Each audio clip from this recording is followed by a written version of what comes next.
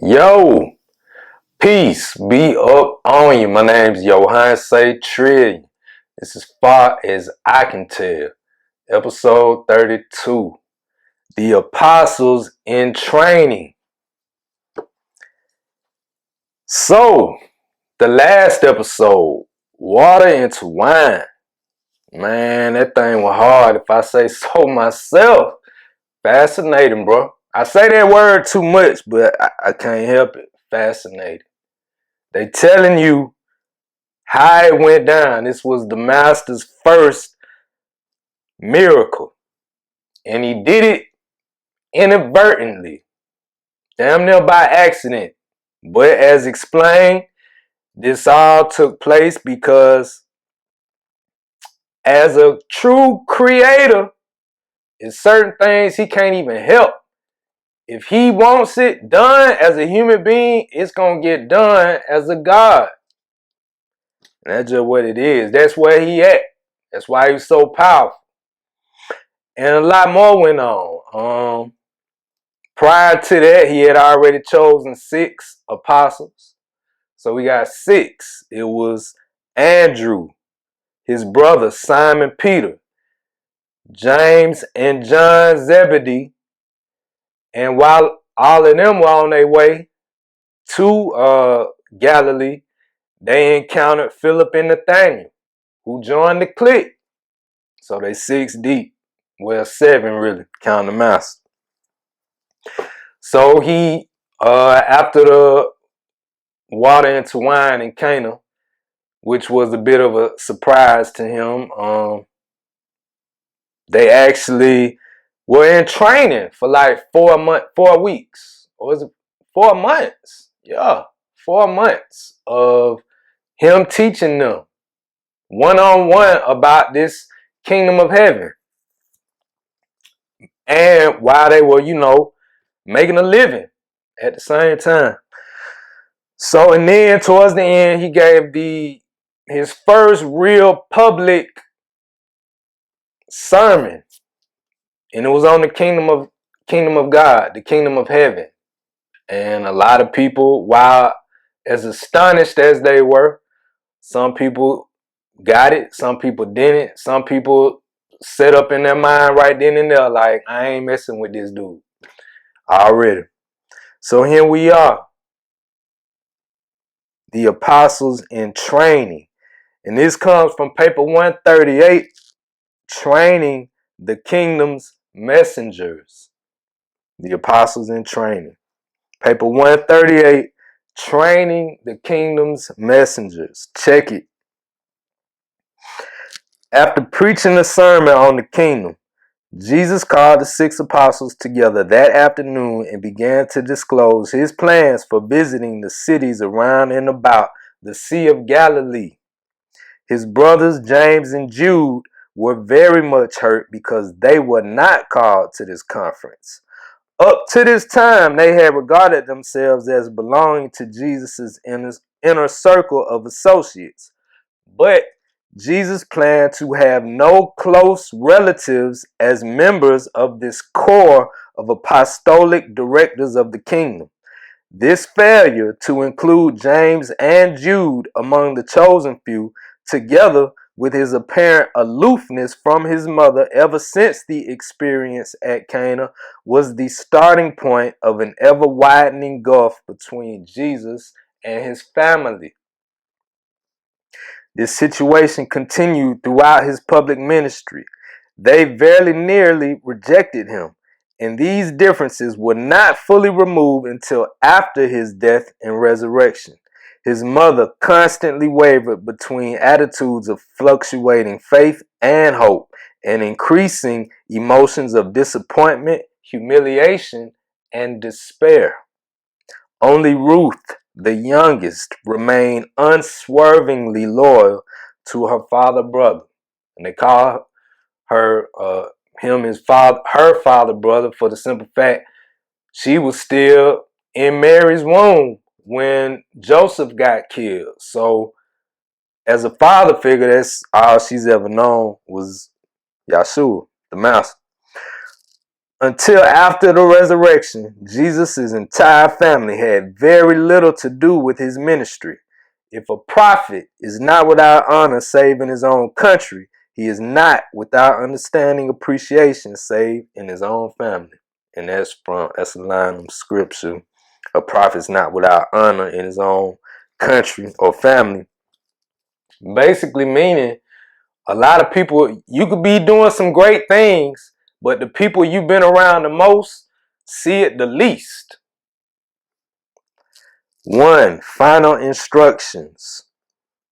The next day, Sunday, June 23rd, AD 26, Jesus imparted his final instructions to the 6. He directed them to go forth 2 and 2 to teach the glad tidings of the kingdom. He forbade them to baptize and advised against public preaching. He went on to explain that later he would permit them to preach in public, but that for a season and for many reasons, he desired them to acquire practical experience in dealing personally with their fellow men. Jesus proposed to make their first tour entirely one of personal work. Although this announcement was something of a disappointment to the apostles, still they saw, at least in part, Jesus' reason for thus beginning the proclamation of the kingdom, and they started out in good heart and with confident enthusiasm. He sent them forth by twos, James and John going to Caesarea, Andrew and Peter to Capernaum, while Philip and Nathanael went to Tyrachia. Before they began his first 2 weeks of service, Jesus announced to them that he desired to ordain 12 apostles to continue the work of the kingdom after his departure, and authorized each of them to choose one man from among his early converts for membership in the projected corps of apostles. John spoke up, asking, "But Master, will these 6 come into our midst and share all things equally with us who have been with you since the Jordan and have heard all your teaching in preparation for this, our first labor for the kingdom?" And Jesus replied, "Yes, John, the men you choose shall become one with us, and you will teach them all that pertains to the kingdom, even as I have taught you." After thus speaking, Jesus left them. The 6 did not separate to go to their work until they had exchanged many words in discussion of Jesus' instruction that each of them should choose a new apostle. Andrew's counsel finally prevailed, and they went forth to their labors. In substance, Andrew said, "The master is right. We are too few to encompass this work. There is need for more teachers, and the master has manifested great confidence in us inasmuch as he has entrusted us with the choosing of these 6 new apostles." This morning, as they separated to go to their work, there was a bit of concealed depression in each heart. They knew they were going to miss Jesus, and besides their fear and timidity, this was not the way they had pictured the kingdom of heaven being inaugurated. It had been arranged that the 6 were to labor for 2 weeks, after which they were to return to the home of Zebedee for a conference. Meantime, Jesus went over to Nazareth to visit with Joseph and Simon and other members of his family living in that vicinity. Jesus did everything humanly possible, consistent with his dedication to the doing of the Father's will, to retain the confidence and affection of his family. In this matter, he did his full duty and more. While the apostles were out on this mission, Jesus thought much about John, now in prison, John the Baptist, who's been locked up by Herod Antipas. It was a great temptation to use his potential powers to release him, but once more he resigned himself to wait upon the Father's will. 2. Choosing the 6. This first missionary tour of the 6 was eminently successful. They all discovered the great value of direct and personal contact with men. They returned to Jesus more fully realizing that, after all, religion is purely and wholly a matter of personal experience. They began to sense how hungry were the common people to hear words of religious comfort and spiritual good cheer. When they assembled about Jesus, they all wanted to talk at once. But Andrew assumed charge, and as he called upon them one by one, they made their formal reports to the master and presented their nominations for the 6 new apostles. Jesus, after each man had presented his selection for the new apostles, asked all the others to vote upon the nomination. Thus, all 6 of the new apostles were formally accepted by all of the older 6. Then Jesus announced that they would all visit these candidates and give them the call to service. The newly selected apostles were 1. Matthew Levi, the customs collector of Capernaum, who had his office just to the east of the city near the borders of Bethania. He was selected by Andrew. 2. Thomas Didymus, a fisherman of Tyrrhenia and one-time carpenter and stonemason of Gadara. He was selected by Philip. 3. James Alpheus, a fisherman and farmer of Caesarea, was selected by James Zebedee.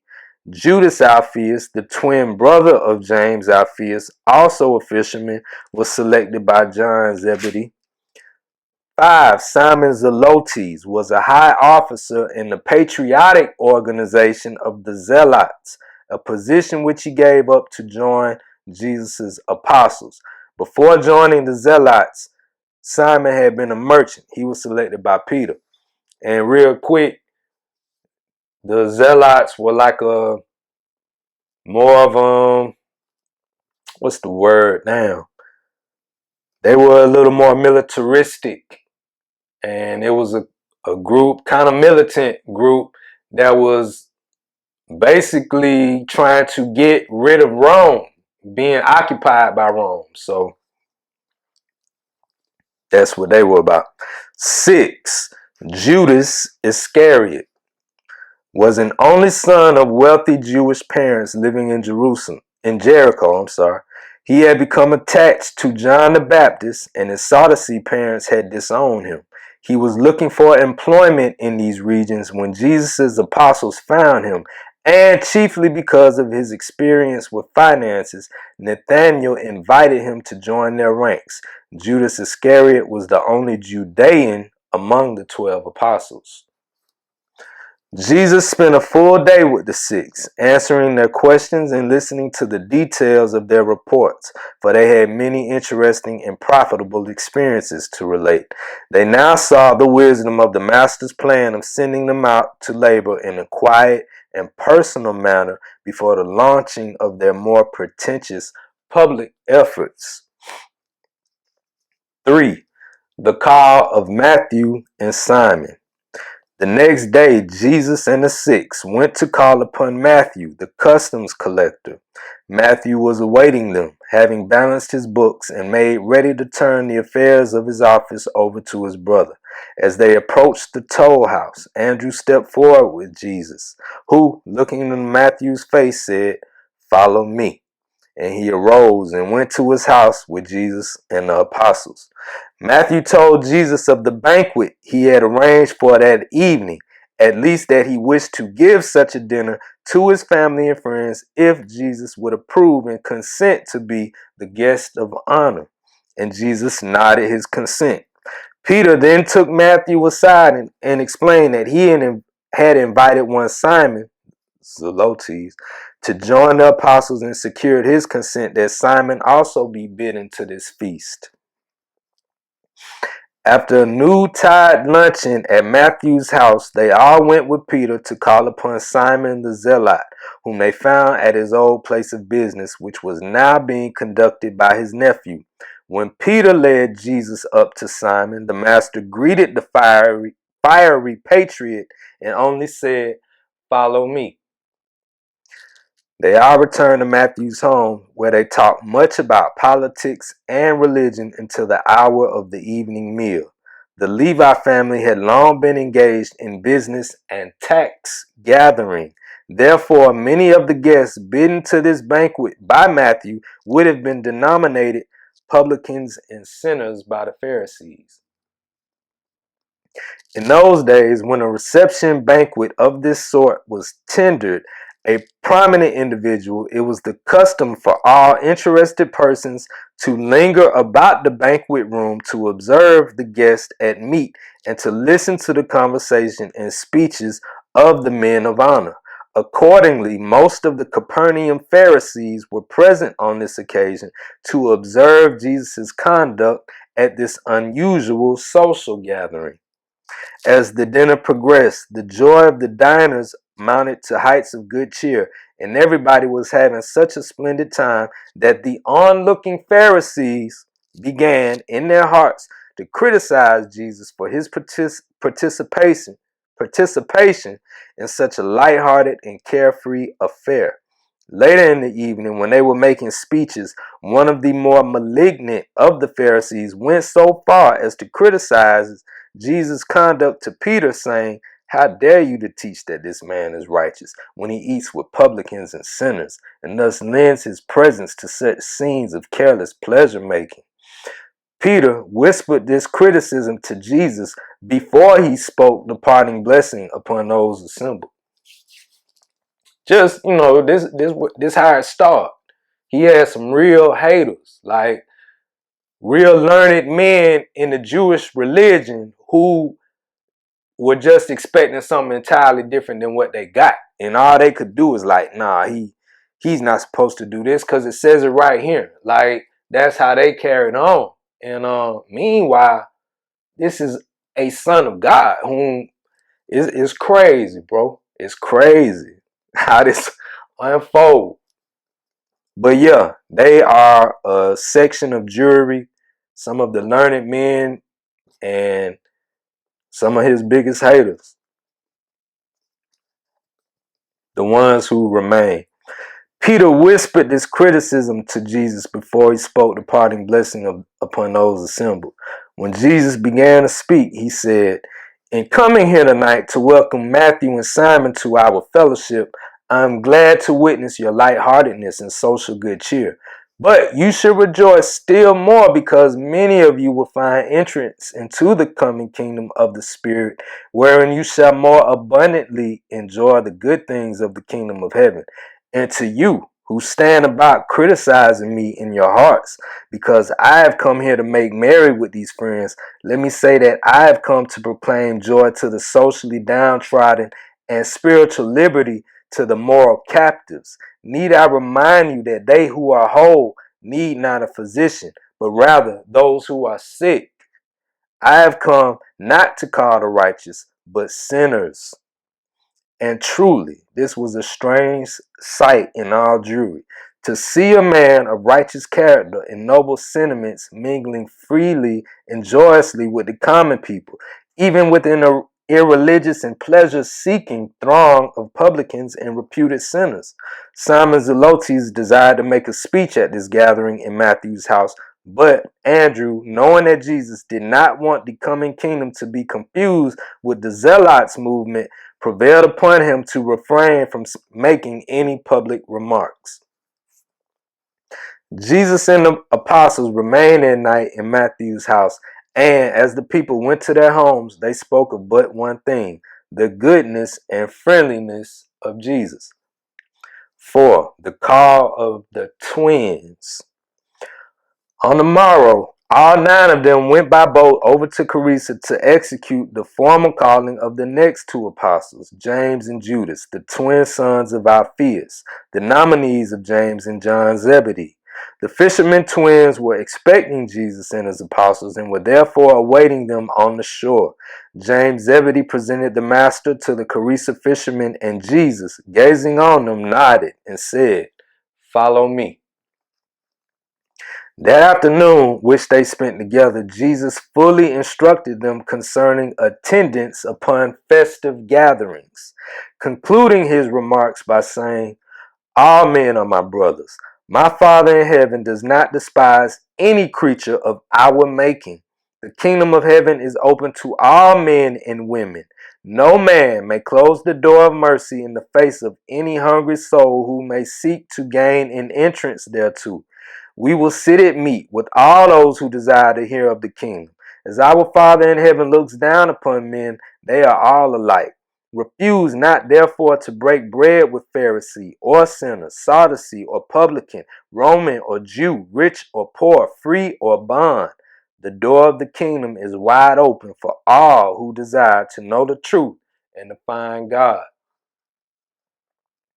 That night, at a simple supper at the Alpheus home, the twin brothers were received into the apostolic family.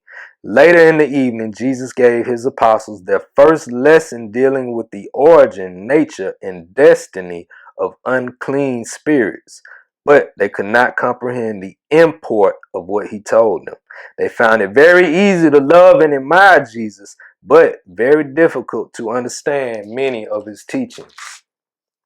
After a night of rest, the entire party, now numbering 11, went by boat over to Tarikia. 5. The call of Thomas and Judas. Thomas, the fisherman, and Judas, the wanderer, met Jesus and the apostles at the fisher boat landing at Tarikia, and Thomas led the party to his nearby home. Philip now presented Thomas as his nominee for apostleship, and Nathanael presented Judas Iscariot, the Judean, for similar honors. Jesus looked upon Thomas and said, "Thomas, you lack faith. Nevertheless, I receive you. Follow me." To Judas Iscariot, the master said, "Judas, we are all of one flesh, and as I receive you into our midst, I pray that you will always be loyal to your Galilean brother. Follow me." When they had refreshed themselves, Jesus took the 12 apart for a season to pray with them and to instruct them in the nature and work of the Holy Spirit. But again, did they largely fail to comprehend the meaning of those wonderful truths which he endeavored to teach them. One would grasp one point and one would comprehend another, but none of them could encompass the whole of his teaching. Always would they make the mistake of trying to fit Jesus' new gospel into their old forms of religious belief. Excuse me. They could not grasp the idea that Jesus had come to proclaim a new gospel of salvation and to establish a new way of finding God. They did not perceive that he was a new revelation of the Father in heaven. The next day, Jesus left his 12 apostles quite alone. He wanted them to become acquainted and desired that they be alone to talk over what he had taught them. The master returned for the evening meal, and during the after supper hours, he talked to them about the ministry of seraphim, and some of the apostles comprehended his teaching. They rested for a night, and the next day departed by boat for Capernaum. Zebedee and Salome had gone to live with their son David so that their large home could be turned over to Jesus and his 12 apostles. Here, Jesus spent a quiet Sabbath with his chosen messengers. He carefully outlined the plans for proclaiming the kingdom and fully explained the importance of avoiding any clash with the civil authorities, saying, "If the civil rulers are to be rebuked, leave that task to me. See that you make no denunciation of Caesar or his servants." It was this same evening that Judas Iscariot took Jesus aside to inquire why nothing was done to get John out of prison. And Judas was not wholly satisfied with Jesus' attitude. Yo, like I said before, man, these some masterful storytellers, and like how they really use foreshadowing, and it's like you see it kind of like a good movie, man. Like everything matters, you know what I'm saying? And you plant these little details for some major payoffs in the end. 6. The week of intensive training. The next week was devoted to a program of intense training. each day the 6 new apostles were put in the hands of their respective nominators for a thoroughgoing review of all they had learned and experienced in preparation for the work of the kingdom. The older apostles carefully reviewed, for the benefit of the younger 6, Jesus' teachings up to that hour. Evenings, they all assembled in Zebedee's garden to receive Jesus' instruction. It was at this time that Jesus established the midweek holiday for rest and recreation, and they pursued this plan of relaxation for one day each week throughout the remainder of his material life. As a general rule, they never prosecuted their regular activities on Wednesday. On this weekly holiday, Jesus would usually take himself away from them, saying, "My children, go for a day of play. Rest yourselves from the arduous labors of the kingdom and enjoy the refreshment that comes from reverting to your former vocations or from discovering new sorts of recreational activity."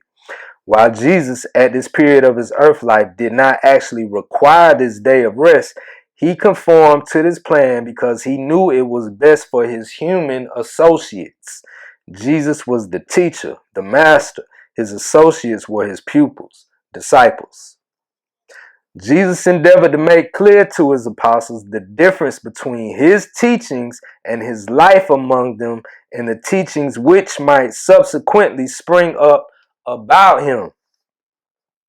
Said Jesus, "My kingdom and the gospel related thereto shall be the burden of your message. Be not sidetracked into preaching about me and about my teachings.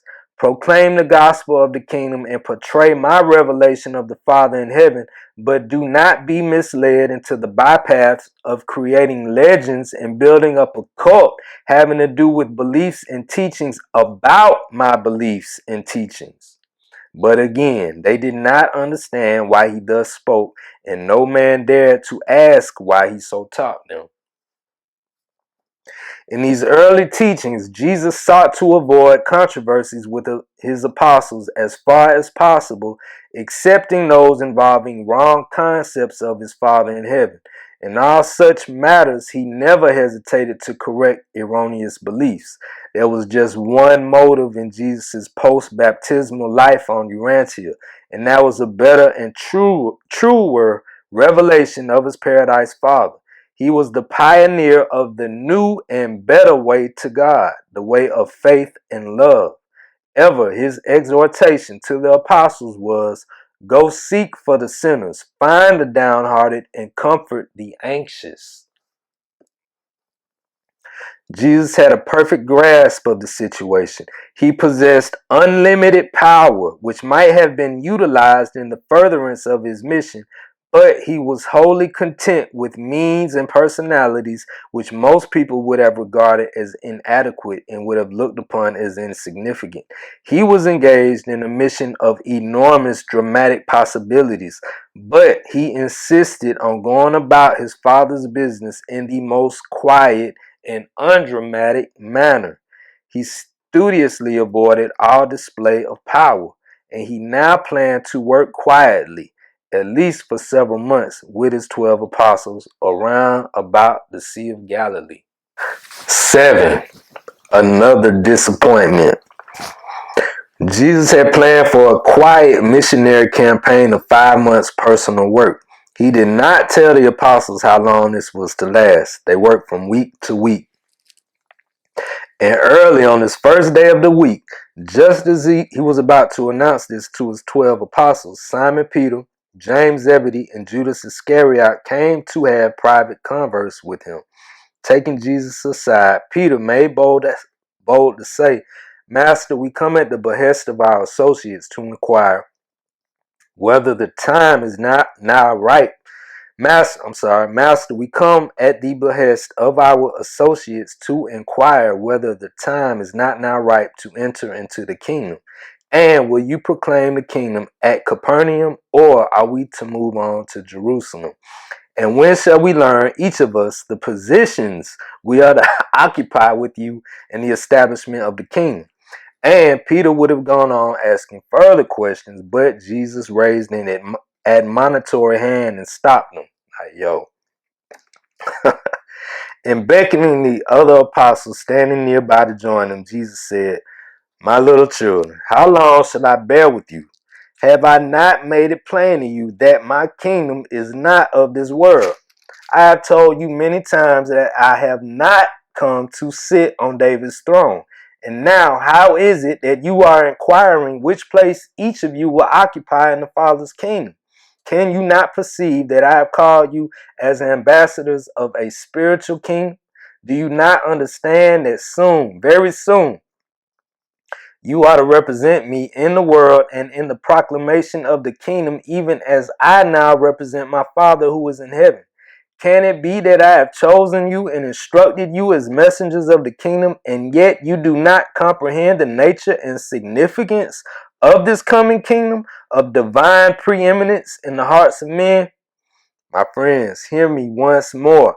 Banish from your minds this idea that my kingdom is a rule of power or a reign of glory. Indeed, all power in heaven and on earth will presently be given into my hands. But it is not the Father's will that we use this divine endowment to glorify ourselves during this age. In another age, you shall indeed sit with me in power and glory.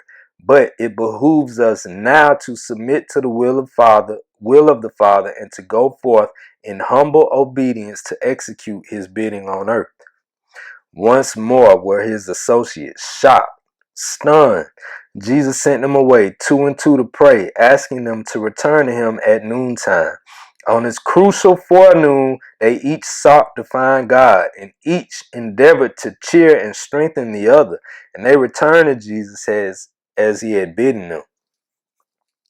Like, this is just it's a reoccurring theme in his whole life, bro. Like, he's so advanced in what he's talking about, and people have been so programmed for something else, they never really grasp what he's talking about. And you try to make it plain as day, but it's still, they don't get it. So they insist on thinking of looking at him as the Messiah who's going to sit on the throne of David, this is some nationalistic, worldly, materialistic idea they have of this Messiah. They want somebody, again, that's going to rule their nation like a king and rid themselves of Roman occupation.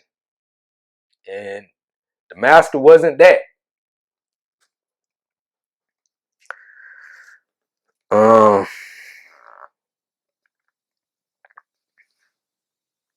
On this crucial forenoon, they each sought to find God, and each endeavored to cheer and strengthen the other, and they returned to Jesus as he had bidden them.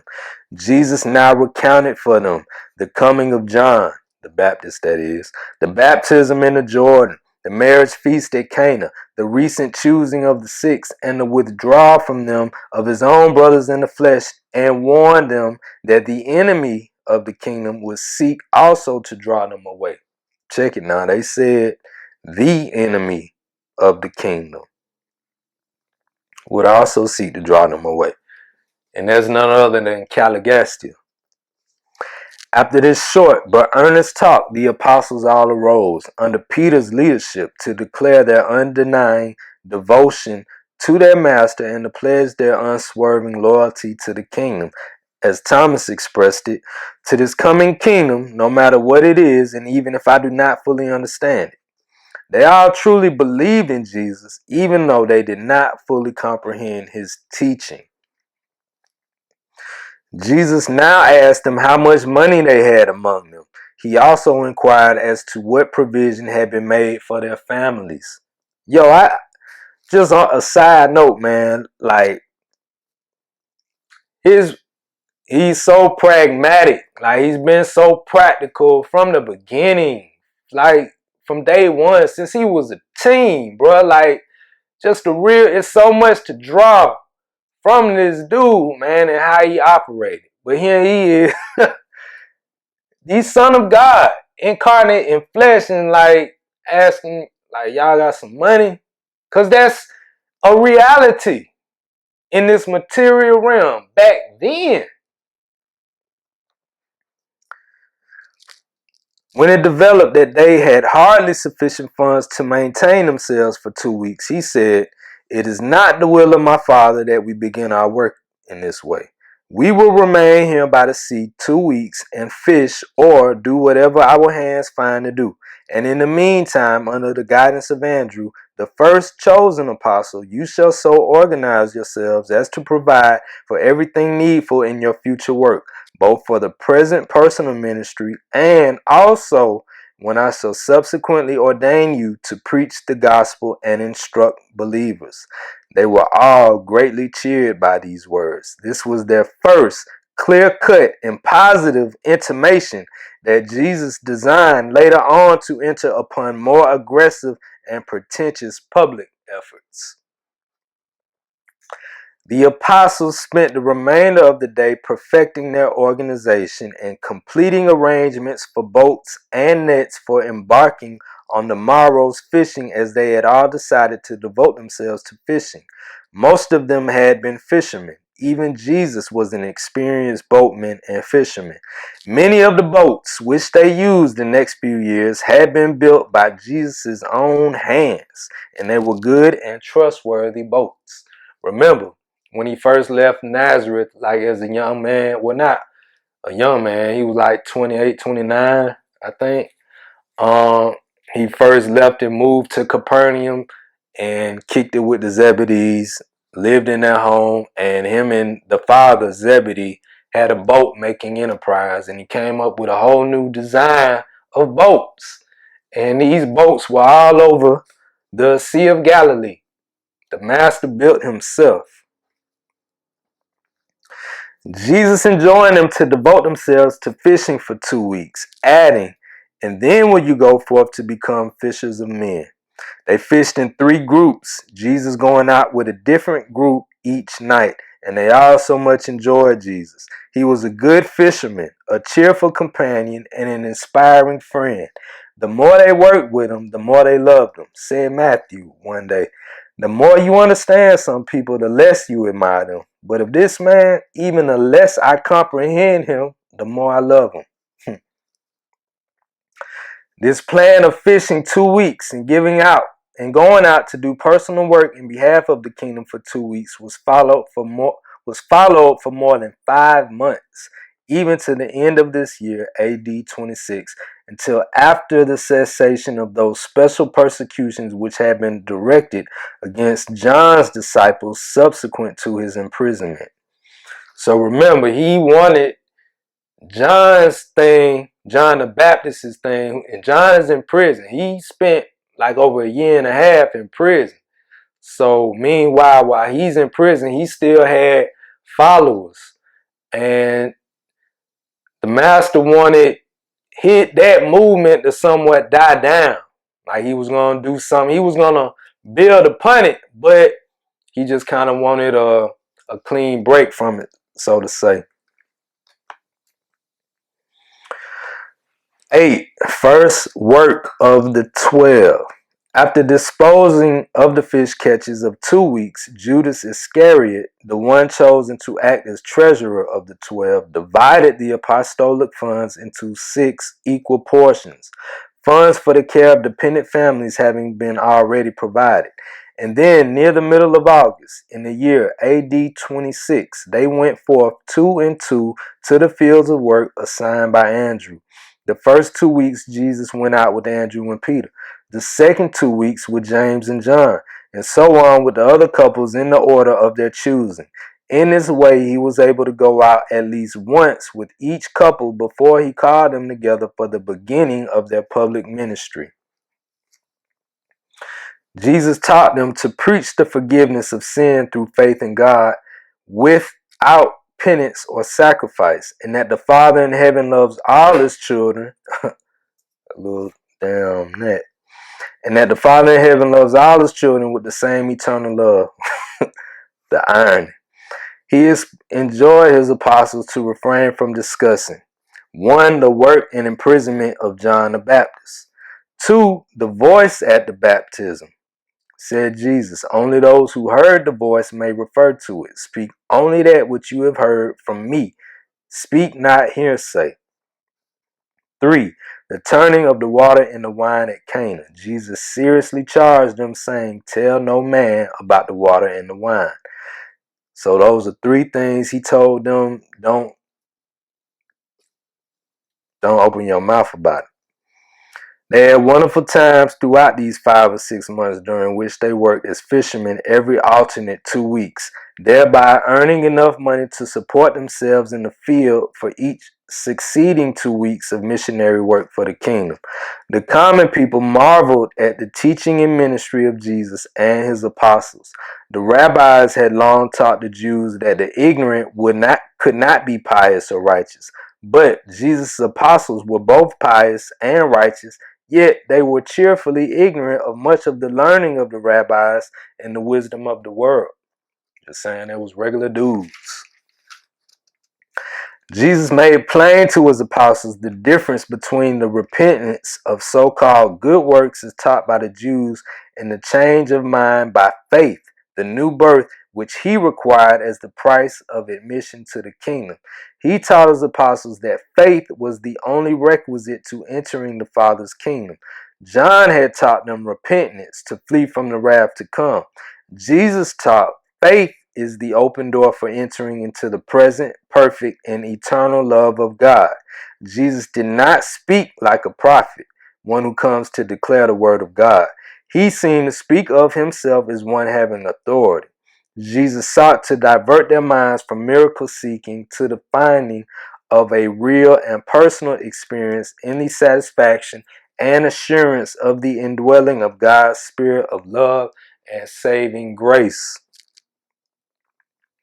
The disciples early learned that the Master had a profound respect and sympathetic regard for every human being he met, and they were tremendously impressed by this uniform and unvarying consideration which he so consistently gave to all sorts of men, women, and children.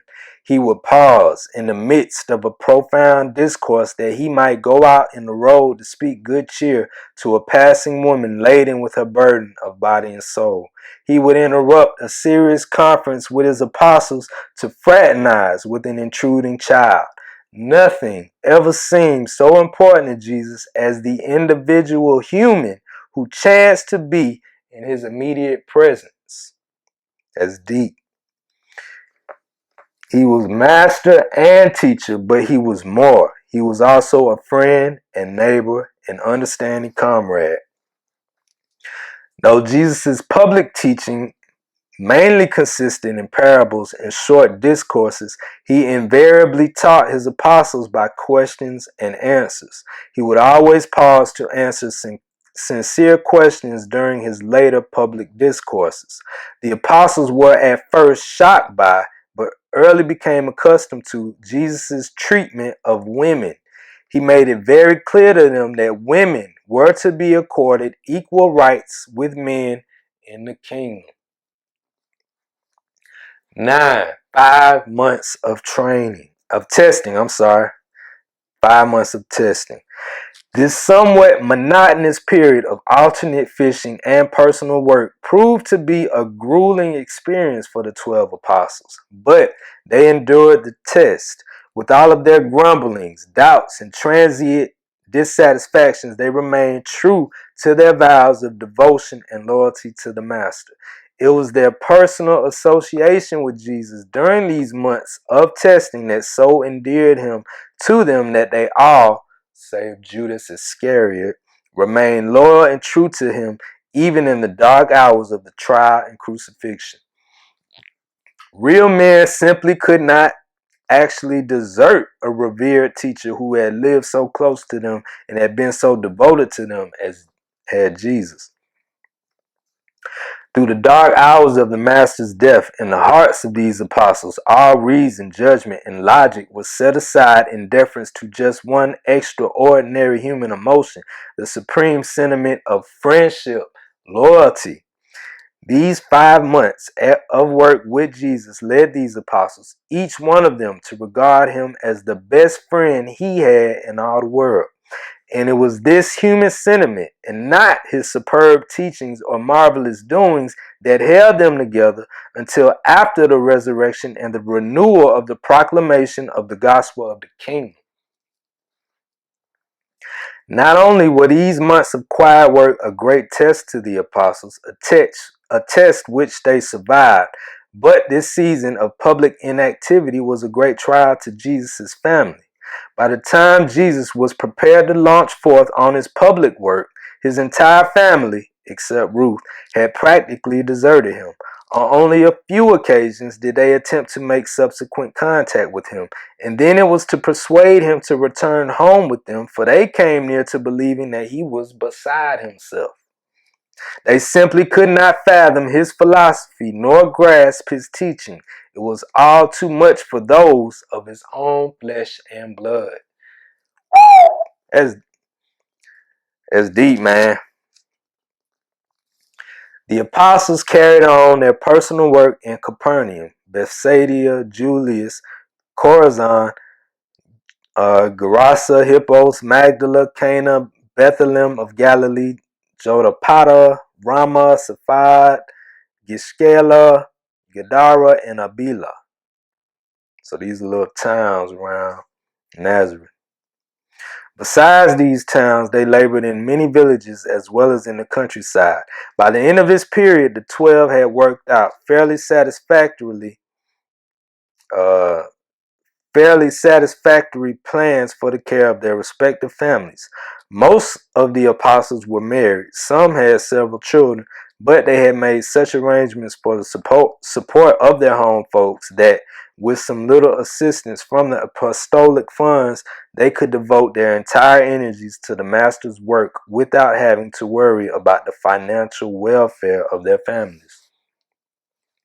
In the next episode, we're going to go through these apostles one by one. You've never heard, if you ain't familiar with these papers, bro, like I guess I'm gonna call it like the personality profiles of the apostles. It deals with every apostle one by one, man. It goes into their background, who they are, where they came from, what they were about, what type of men they were. Every last one of them. It's fascinating. 10. This is the last part, man. We about to wrap this up. I ain't gonna hold you. Organization of the 12. The apostles early organized themselves in the following manner. 1. Andrew, the first chosen apostle, was designated chairman and director general of the 12. 2. Peter, James, and John were appointed personal companions of Jesus. They were to attend him day and night, to minister to his physical and sundry needs, and to accompany him on those night vigils of prayer and mysterious communion with the Father in heaven. 3. Philip was made steward of the group. It was his duty to provide food and to see that visitors and even a multitude of listeners at times had something to eat. 4. Nathanael watched over the needs of the families of the 12. He received regular reports as to the requirements of each apostle's family and making requisition on Judas, the treasurer, would send funds each week to those in need. Matthew was the fiscal agent of the apostolic corps. It was his duty to see that the budget was balanced, the treasury replenished. If the funds for mutual support were not forthcoming, if donations sufficient to maintain a party were not received, Matthew was empowered to order the 12 back to their nets for a season. But this was never necessary after they began their public work. He always had sufficient funds in the treasurer's hands to finance their activities. Thomas was manager of the itinerary. It devolved upon him to arrange lodgings and in a general way select places for teaching and preaching, thereby ensuring a smooth and expeditious travel schedule. James and Judas, the twin sons of Alpheus, were assigned to the management of the multitudes. It was their task to deputize a sufficient number of assistant ushers to enable them to maintain order among the crowds during the preaching. 8. Simon Zelotes was given charge of recreation and play. He managed the Wednesday programs and also sought to provide for a few hours of relaxation and diversion each day. Judas Iscariot was appointed treasurer. He carried the bag. He paid all expenses and kept the books. He made budget estimates for Matthew from week to week and also made weekly reports to Andrew. Judas paid out funds on Andrew's authorization. In this way, the 12 functioned from their early organization up to the time of the reorganization made necessary by the desertion of Judas, the betrayer. The Master and his disciple apostles went on in this simple manner until Sunday, January 12, AD 27, when he called them together and formally ordained them as ambassadors of the kingdom and preachers of his glad tidings. And soon thereafter, they prepared to start for Jerusalem and Judea on their first public preaching tour. And that was the apostles in training from paper, what was that? Paper 138, Training the Kingdom's Messengers. Yes, sir. Man. They already done kicked it off, but man, it's finna take you for a ride. Really about to go for a ride, man. But yo, that's that. Peace be up on you. It's all love.